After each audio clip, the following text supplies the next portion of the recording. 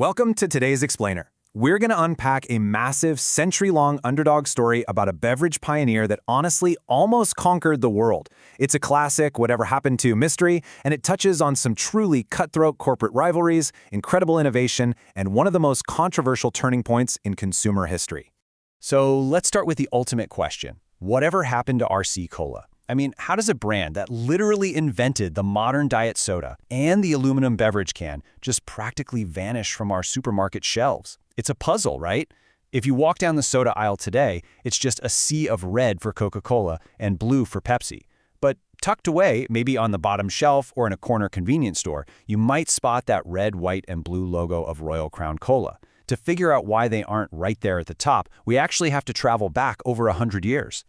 It really all started as a pure David versus Goliath showdown back in 1905. Picture this, a small-town pharmacist and wholesale grocer named Claude Hatcher was selling a massive amount of Coca-Cola syrup out of his family's grocery store in Columbus, Georgia. Because of his high sales volume, Hatcher felt he deserved a discount, but the local Coca-Cola rep flatly refused to budge on price. While Hatcher was furious, he essentially told Coke that he was done buying their syrup and decided, out of pure spite and entrepreneurial defiance, that he was just going to make his own.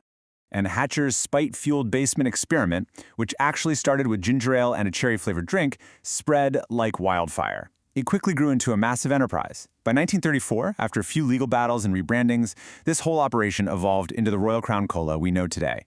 They had become a legitimate, serious contender in the beverage world, fueled entirely by a refusal to back down to a monopoly.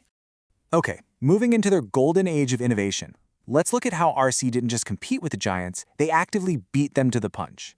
Throughout the mid-20th century, RC wasn't just a follower trying to mimic Coke and Pepsi. They were absolute pioneers. We're talking about a series of massive firsts that fundamentally changed the entire beverage industry.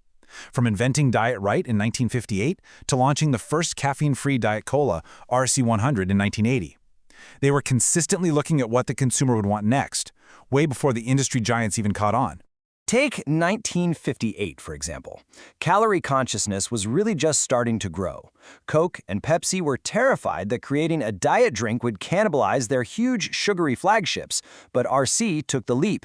By creating the first wildly successful diet soda, Diet Right, RC dropped an absolute bombshell on the market. It was a massive hit, and it forced Coca-Cola and Pepsi to scramble, totally panic, and play catch-up with products like Tab and Patio Cola.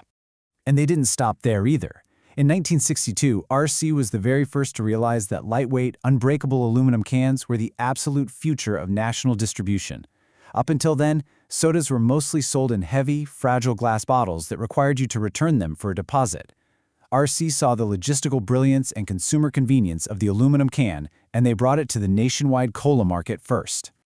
But, being a trailblazer comes with massive risks, and that brings us to a really tragic turning point. The 1969 FDA cyclamate ban.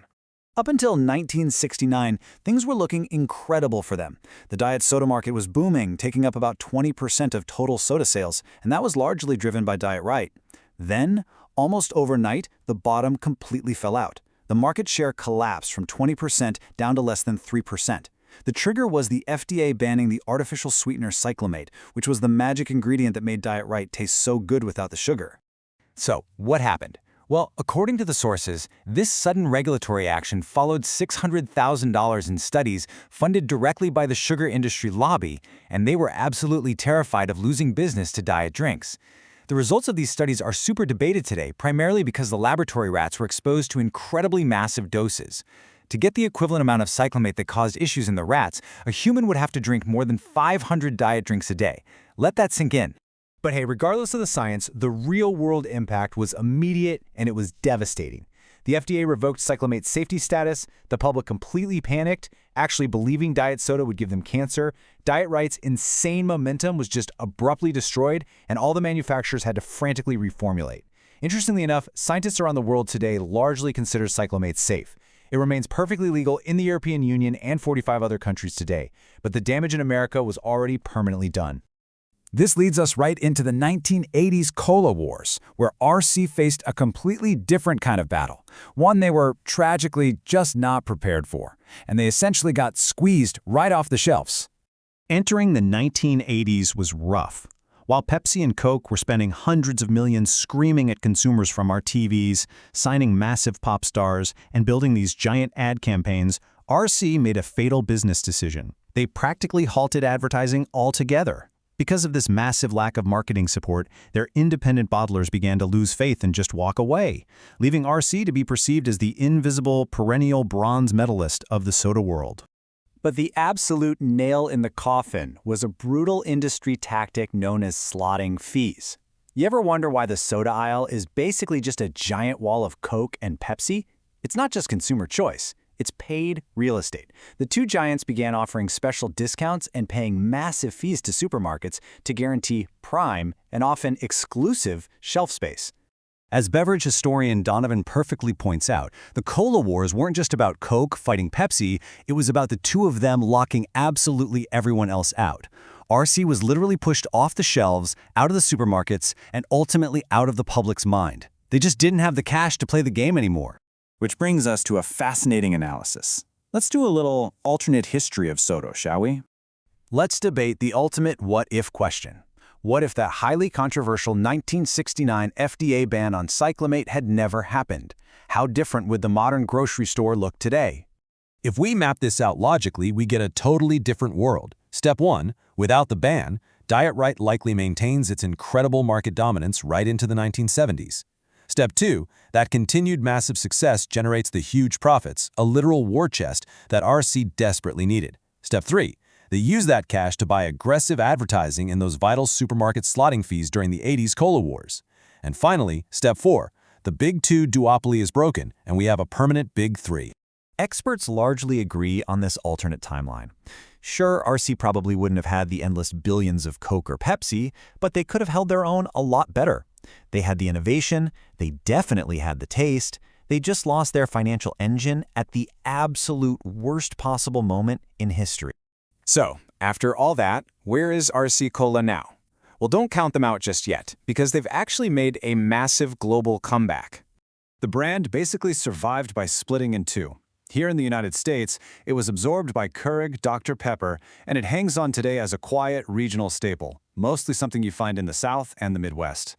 But internationally, it's a completely different story. Managed by RC Global Beverages and McKay Holdings, the brand is expanding rapidly.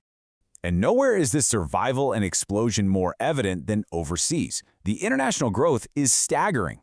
Believe it or not, the absolute largest RC Cola bottler in the entire world today is Asia-wide Refreshments Corporation, located in the Philippines.